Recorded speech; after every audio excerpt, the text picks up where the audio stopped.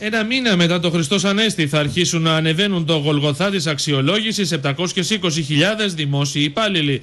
Βάσει της συνολικής βαθμολογίας που θα επιτύχουν σε γραπτά τεστ πολλαπλών επιλογών, αλλά και σε κριτήρια όπως σπουδές, δεξιότητες και εμπειρία, θα μπουν σε πίνακες κατάταξης από τους οποίους θα επιλεγούν οι 15.000 που θα αποχωρήσουν έως το τέλος του 2012. Οι ομάδες αξιολόγησης θα μπορούν αναλόγως της ειδικότητας που κάθε φορά αξιολογείται να προσαρμόζουν την μεθοδολογία, γιατί δεν μπορεί να κρυφτεί το ίδιο ο πανεπιστήμων με τον άνθρωπο που ασκεί μια βοηθή.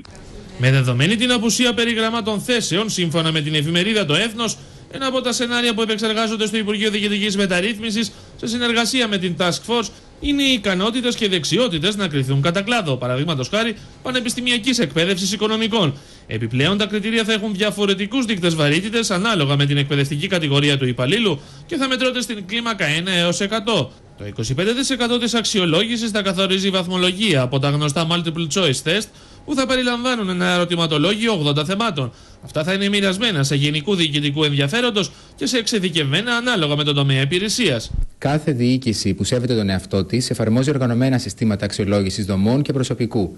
Δυστυχώς, στην ελληνική περίπτωση, η αξιολόγηση, σχεδιασμένη στο πόδι, χρησιμεύει μάλλον σαν προεκλογικό πυροτέχνημα ή σαν άλοθη για πολιτικές επιλογές που κάποιοι φοβούνται να πούν το όνομά τους. Τη βαθμολόγηση των υπαλλήλων θα αναλάβουν οι επιτροπές αξιολόγησης που θα συσταθούν σε κάθε Υπουργείο με τη συμμετοχή διευθυντικών στελεχών, χωρίς να αποκλείεται και η συνδρομή ιδιωτών.